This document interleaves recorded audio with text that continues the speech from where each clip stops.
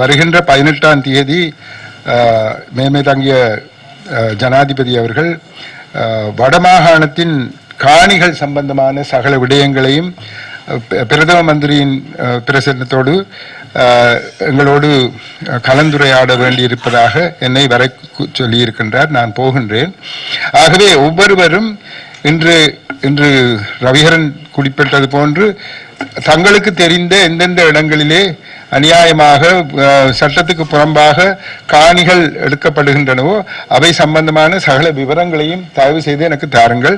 அவற்றை எல்லாம் நான் கொண்டு போய் இப்பேற்பட்ட விடயங்கள் இப்பேற்பட்ட நிலைமைதான் வடமாகாணத்தில் தற்போது இருக்கின்றது என்பதை எடுத்து காட்டுவதற்காக உங்களிடம் இருக்கும் சகல விதமான அந்த தரவுகளையும் எனக்கு தருமாறு கேட்டுக்கொள்கின்றேன்.